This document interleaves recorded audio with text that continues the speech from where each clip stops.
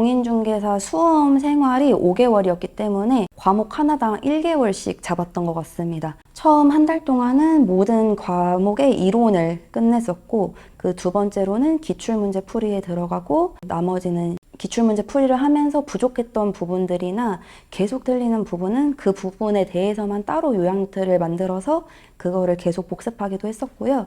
마지막 한 달 동안은 예상 문제집이라든지 모의고사 문제를 좀 많이 풀어봤었던 것 같습니다. 생각보다 모의고사의 난이도가 높았어서 실제 시험장에 갔을 때 좀 긴장감이 덜했던 것 같습니다. 공부 시간은 정말 너무 하기 싫다 할 때 3시간을 했고요. 평소에는 6, 7시간 공부가 잘 된다 하면 아기가 안 자고 있어도 남편한테 아기를 맡겨두고 이제 스터디 카페를 가서 12시간씩 공부하는 날도 있었고요. 5개월 동안 5번을 안 쉬었던 것 같습니다. 1차는 부동산 학개론이랑 민법으로 이루어져 있고요. 단기예조라고 해서 커리큘럼이 짧고 단기간에 합격하자라는 취지로 만들어진 인강 사이트가 있습니다.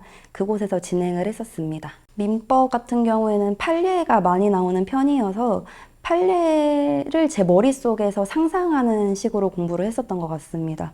판례 안에 이제 어떠한 상황이 나와서 이러한 결과가 나왔다라는 거를 제가 상상을 하면서 말이 안 되는 부분이 있더라도 법은 이렇게 가는 거구나 하면서 스스로 이해를 하려고 노력했던 것 같습니다. 인강 같은 경우에는 모든 커리큘럼이 한 번씩 끝나면 그때부터는 다시 또 보는 게 아니고 그냥 저는 제가 스스로 공부를 많이 했었던 것 같습니다. 인강 사이트에서 제공해주는 교재들이랑 프린트물 같은 걸 출력을 해서 혼자서 요약도 해보고 공부도 해보고 문제도 풀어가면서 공부를 했었습니다. 민법 공부를 할 때는 판례가 대부분이라고 생각을 해서 일단 교재에 나와 있는 판례는 대부분 그래도 제 머릿속에 다 넣으려고 노력을 했었던 것 같습니다. 그리고 기본적인 법조문 같은 경우에는 공인중개사 교재가 다들 잘 나와 있기 때문에 교재를 몇 번 돌리다 보면은 그 조문이 그래도 머릿속에 남는다고 생각을 합니다. 그래서 조문을 공부하고 판례를 공부하면 그게 민법 공부의 전부라고 생각을 합니다. 부동산 학개론 같은 경우에는 되게 다양한 분야가 섞여서 나온다고 생각을 합니다. 경제에 관련돼서도 나오고 부동산 자체에 관한 내용도 나오고 일단 문제를 많이 풀어보고 어떤 부분이 부족한지 문제지에다가 왜 틀렸는지 이게 답이 무엇인지 무엇과 관련된 건지 정리를 해서 최대한 간단하게 정리를 했었던 걸로 기억을 합니다. 계산 문제라든지 그런 부분은 한 7, 8문제 정도가 나오는 걸로 알고 있는데 그 부분을 버리지 않고 웬만하면 가져가려고 노력을 했었습니다. 그래도 사칙연산 수준으로 되어 있기 때문에 너무 어렵지 않아서 그래도 공식 외우면서 공부를 하려고 노력을 했었고 부동산 학개론이나 민법이나 되게 두꺼운 편이기 때문에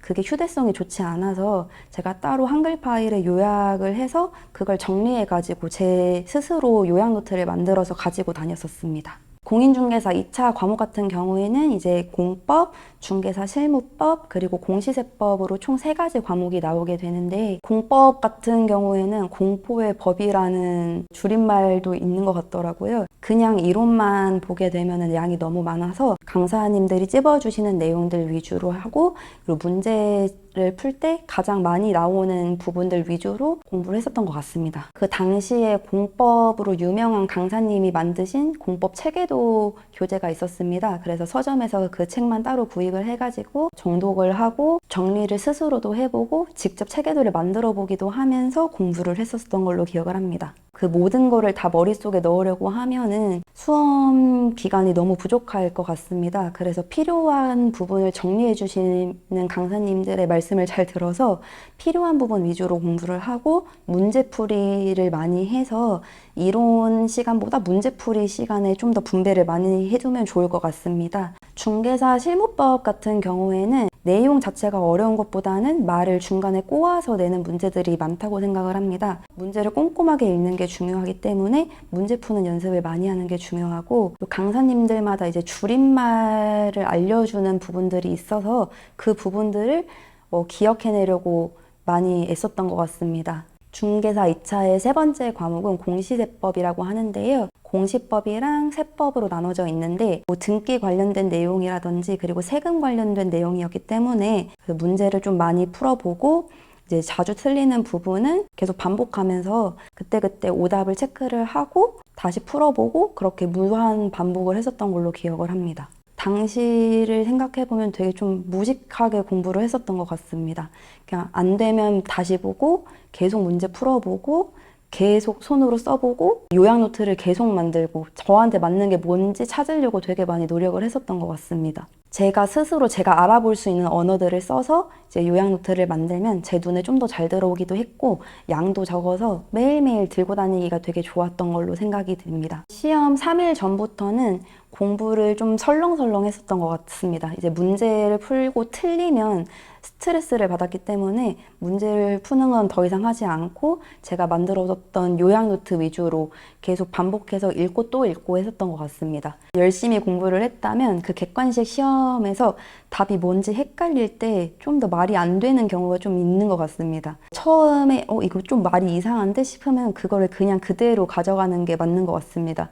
실제로 저도 시험장에서 고쳤던 문제들을 틀린 게 몇 개 있었기 때문에 처음 느낌 그대로 가져가시는 게 맞다고 생각을 합니다. 시험지를 풀다가 막히는 부분이 있으면 따로 뭐 빨간 펜으로 체크를 해두고 마지막에 답안지 작성하기 전에 다시 돌아와서 머리를 비우고 다시 한번 생각을 해서 답안을 체크를 했었습니다. 베이스가 있으신 분들은 그래도 무난하게 합격을 하시겠지만 저처럼 베이스 없이 시작하시는 분들 같은 경우에는 꼭 내가 알아볼 수 있는 요약 노트를 만들어 두고 정말 문제를 많이 풀어보셔야 합니다. 문제를 많이 풀어봐야 제가 모르는 게 뭔지 알 수 있고 좀 더 이해하는 거에도 도움이 많이 됩니다. 그래서 문제를 많이 풀고 나만의 요약 노트 만들고 오답 노트를 따로 만들기보다는 공부를 했던 그 문제 풀었던 시험지에다가 한 번씩 체크를 하면서 시간 절약하는 것도 도움이 될 것 같습니다.